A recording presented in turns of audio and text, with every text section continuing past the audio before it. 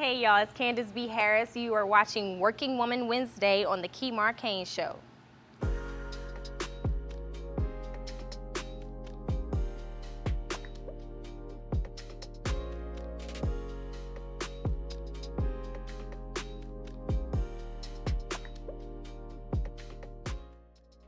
I would define women as mothers, but not so much of the the obvious term, but more of the foundational,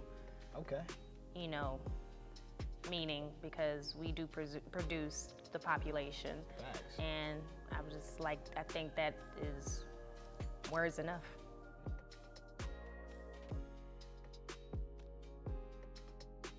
Well, as far as being a woman, you have to embrace, your femininity, your power in your femininity. Being a woman has taught me strength because we have to go through things as far as physicality and politics and that, males don't have to go through. But it has taught me strength. I love being a woman because it's very beneficial. We can get in the club before 11. So that's nice. And, we can always use our femininity. I'd rather say that than sexuality because, we're treasured.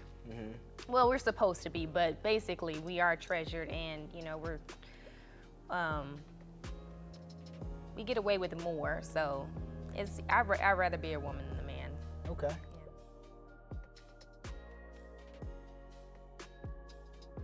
I would share, use your brain as your power. Make sure your words are heard and don't use so much of, it really all depends on what your purpose is in life, but I feel like if you want respect as a woman, because it's really hard for women to get respect because, we're looked at as women all the time. We're not looked at as humans first. So, that's why we have a hard time being president because they say what if she's on her period? She may start a war. We're looked at like that. So I would be as knowledgeable as I can, be educated as I can, make sure that my words are heard and rather than make sure people remember your words rather than how you look or, I think that's important. Yo, what's happening, man? It's Kemar Cain coming to you all the way live. Ladies and gentlemen, I want to welcome you to another episode, another installment of Put Your W's Up, Working Woman Wednesday. That's right. Thank y'all for continuing to tune in with your boy. Got a very, very special guest with me on today. You may have seen her all over social media. You may have even saw her on your TV screen. We got the one and only beautiful and beautifully talented Miss Candace B. Harris in the building. Thank you. What's happening? Nothing much. I'm happy to be here. Hey, happy to have you here, definitely. So I want to dive into social media. The crazy thing going on with social media. It's crazy. You have hundreds of thousands of followers following you on a daily basis that is interested in your life. When you first started getting those follows and those likes, right? Like, what was your mindset like? You know what? This is how it happened. I'll tell you how it happened because I had no interest in social media whatsoever almost 2 years ago. Okay, wow. But I ran into Desi Banks, who is like my business partner, my teammate, my friend. And it was my first time meeting him. I had recognized him from Vine, but I didn't know who he was because he had this funny video. And I was like, are you the hey bitch guy? Like that's all I remember from the video. I was like, you the hey bitch guy? And he was like, yeah, whatever. But we met, we talked, and then we did our first video, and it went viral, and he was like, you my baby mom, and I was like, okay, cool, let's do this thing. But before, I had I didn't want an Instagram, I didn't care about it, I'm really not into social media, but then, my videos and the content started, going viral and people started appreciating it. And then it's like, it gave it more of a purpose. So, I honestly didn't expect it to grow as big as it did. I'm still shocked at the numbers because my engagement is like crazy high, mostly because, Desi's was high. And then now that I can put out my own content and it's gonna be seen and everything. So I'm still getting used to it. It's not something that I'm used to at all. Like just walking and getting recognized by someone I don't even know. That's what I was gonna ask you. Like, is it weird? Like, can you go a lot of places on your own? I still do. I mean, Atlanta's my hometown, so Yeah. I still do go every place I want. But now it's kind of like, you might want to be with somebody. Eventually, maybe in a year or two, I might have to be with Get you a somebody. couple bodyguards, you know? Yeah, that's a lot. Like, I'm just trying to go to Kroger, get some almond milk. Yeah. I'm just not trying to do all that. So even before all the social media, you're an actress. Yes, first and foremost. First and foremost. SAG-AFTRA union. Let's get it. Yes. Bobby Christina, Survivor's Remorse, Gifted. Yes. Then the list goes on. Yeah. Tell me what sparked that fire in you to become an actress? Was it a movie you saw? Or? I've always wanted to be entertainment. When I was, a preteen, I wanted to be a model. But then I realized I wasn't going to grow past 5'3". So, had to switch it over. Yeah. And I wanted to be an actress then. And I was in the drama club in high school, and what made me fall in love with it was I played a crazy person in the play. Like I had a straight jacket on and everything, and I had said something crazy like I'm a bubble, and the whole class went crazy. Like they started laughing, and it was just like, oh my God, they really love me. I just felt just all that appreciation for that simple little thing, and I think I fell in love after that.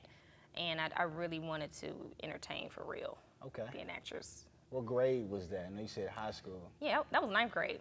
Freshman year. Yeah, 9th grade. And I was just having fun. We was just in the play. I was being a crazy person in a crazy jacket, and they loved it. Yeah. So I was like, okay. So out of the many roles that you played so far, who was your favorite? And why? Atlanta FX. I like the cashier joint. Yeah. I liked the director. Okay. Hiro. It's Hiro. I'm not sure if I'm saying his name right, but him and Childish Gambino or Donald Glover, same person. They allowed the cast to feel comfortable and to have fun, and me and him were just going back and forth, So they gave me, free range to just, mess with him or whatever. So I don't know if you remember the scene, but I wouldn't give him a kid's meal. So I was just going back and forth. And then I had called his name, I was like, he said, "You're being childish." I said, "Gambino?" Really? Or something. It was funny. So that was fun. It was really fun. I had a lot of fun doing that scene. So what role would you identify with personally, like in your real life? Oof. Yeah.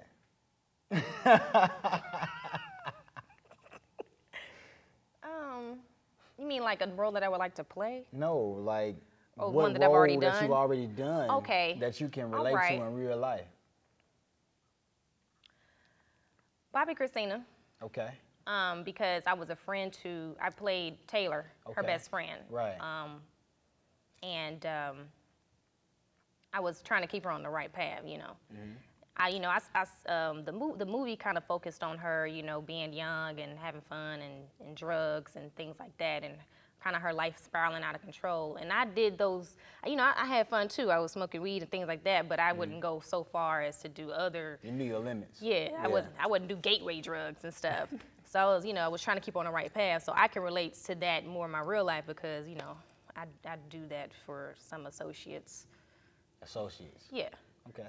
My circle's very small, so if I had somebody I had to keep on track, they probably gonna get cut off, because you just gotta. It doesn't go if you don't flow in my boat. We're not gonna ride evenly, but I'm gonna tell you what you need to hear. But you're an adult, I'm an adult. Yeah. But I think that role would mostly relate to me because I am the voice of reason. Okay. Designated driver too. Okay. Yes. So with you being the voice of reason and designated driver, when you're going through some things yourself, who does the go-to person go to? Who do you go to? My sister, Dame Michael, is my best friend. I don't know what I would do without her. She's my everything. We both need each other, so I'm really happy that God blessed me with an older sister that I can call whenever I have questions or I can talk to, vent. So I really, and it's like it's your family too. So who's better to trust? And I'm just blessed that I'm able to be friends with, you know, my sister, because a lot of people don't have that relationship with their siblings, and I have her to confide in. But really, I have my mother, my father, I have a great support system. They support me in my career. Everything I want to do, I can talk to them about anything. So really my family, but my sister, the person I go to Strong first. foundation. Yes, absolutely. I'm really blessed. I'm really blessed. Good deal. Yeah. So in the world of social media and in the world of acting, with social media first, right? Most people are scared to post certain things, like personal things. Right. So do you find yourself in a battle sometimes on what you should post, like how you really feel about some things? Or should you keep it all happy, knowing that that's what people are going to be looking for? Yes, that is a mental battle. A lot of times I do want to post something, but it's like, okay, you know, I'm very private, so I don't. You're really gonna have to just know me if you want to know any information. I'm not about to post who I'm dating, what's going on, what I'm doing right now. I feel like it's scary because you have all those people following you, and then you tell people where you at all the time. I'm kind of protective, so I'm not comfortable with that. So I do just enough, for it to be okay, for me to be, to feel safe. But for example, like, as far as like how you feel about a certain topic, because it's a whole bunch of things going on in the world, and everybody has their different opinions about it. Yeah. As far as putting my opinion out there, a lot of times I want to type up something, put it on the Insta story, and let it, let it read. But I don't do it. Like, I'll think about doing it, but I won't do it because I don't want my DM be flooded with your opinion, because I really don't care what you think. I know what I think, and that's, I don't need to share it with the world. I don't really have an urge to share everything of me with the world. I'm private. I do this because this is what I love to do. It's my passion, and it's a job. It's my job. But I'm not craving attention. I don't need all of my followers to be my friends, I don't. It's just I have my personal life, and then I have that, and I keep it, as separate as I can, So with social media being how it is, I look at it sometimes as a resume or a business card. Is that how you kind of utilize your page more so for? Yes, I mean, that's pretty much how it is today. People are looking for something quick that they can see you and click on, and it's like Instagram is like the #1 resume card or something if you have a business. Oh, do you have a social media? Because that's, you have commercials. You're saving so much money because you're just hitting up influencers and paying them to promote or market or advertise the businesses and brands. Like Burger King is all up and down Instagram now. Like, they used to be on TV. People aren't looking at TV as much anymore. They're looking at Facebook, Instagram, social media, Netflix. Everything is streaming. Everything is internet now. So it's changed. It's not like how it used to be. But did I get away from the question? No, you did not. Okay, cool. So check it out. Yeah. I want to actually ask you, what is some of the best advice you've ever received in your life that you currently use today? Man, you're really good with the broad questions. Gotta narrow it down. Some of the best advice that I still use today. I'm gonna say this because it's the first that popped in my head. It may not be the best, but it's current right now. I think Will Smith said that don't have a plan B, because if you have a plan B, you won't excel at plan A. It's okay putting all your eggs in one basket, because you have that one dream, you're going to put everything into it, and have no choice but to be successful. And that is pretty much my life. Like, all I've ever wanted to do was be an actor. I never had a plan B. I've always wanted to be in film and entertainment. Social media wasn't plan B. It's just something that it happened, and kind of like a booster. Yeah, it was a booster. I had a whole other map for my life, and it never really turns out how Never. blueprinted it. It's always surprising you, because what God wants for you is is different for what you want, and it winds up being better. Because I just wanted to be on set drinking water, waiting to act. That's the life I wanted. I didn't care about anybody knowing me. I'm just an actress. Yeah. Limousine and whatever. But I love the fact that people know who I am, and they think I'm funny. They respect my content. Like, I have a fan base, and it's not based off of the work that I've done. Is based off of who I am. I could just be myself, and I'm making money being myself. So that's even better, because in the acting industry, you have so many dry periods. It's you can't control it, because somebody has to hire you. So now I work for myself. I can make money putting out my own content. I have the range. Now I have something to bring to the table. I already have a fan base, so it's like it put more value into who I am, and that's even better. So I'm grateful. I'm very grateful for it. Awesome. Yeah. What has social media helped, like, how can I word this?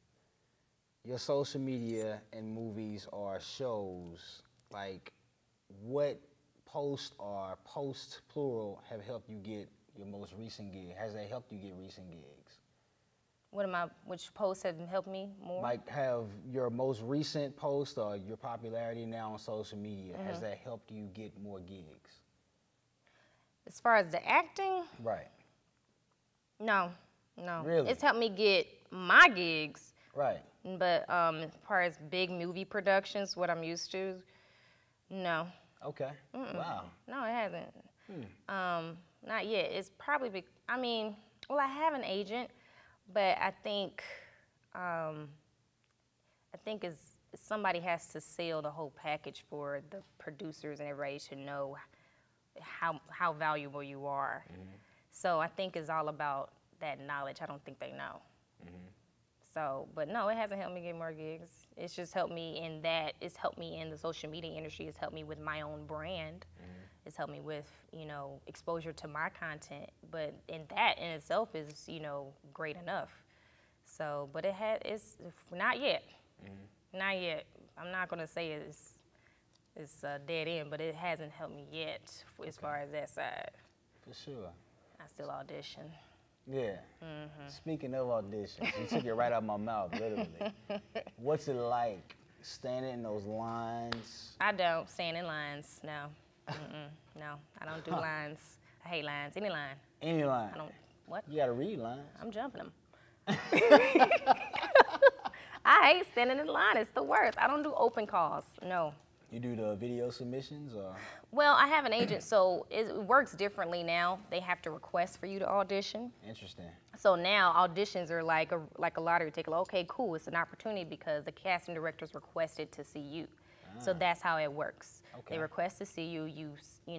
Here is more taping. It's not so much in person. We do have still in-person auditions, but it's more so taping because it's so many actors and stuff. It's just convenient for casting directors just to look at the tape and keep going.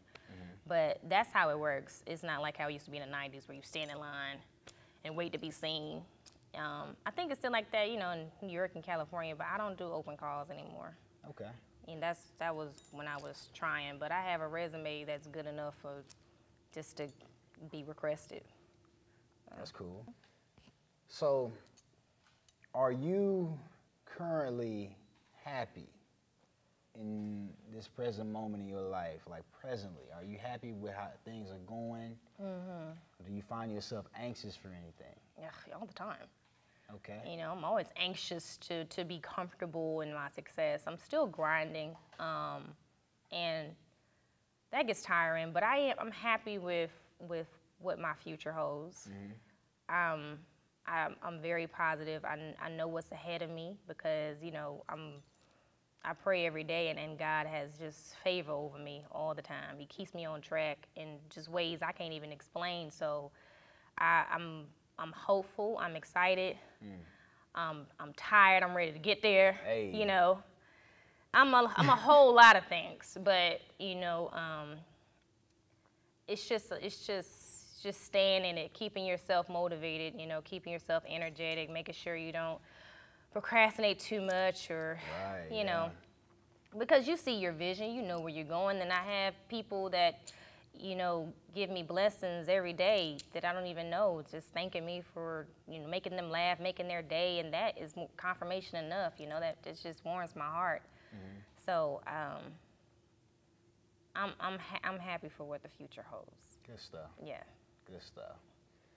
I'm excited. I'm happy for you. Thank you. It's been a pleasure talking to you. You too. You too. Thank you. I had fun. What I want you to do is look into this camera right here. And I want you to share whatever's on your heart to anybody or any young lady or even your younger self.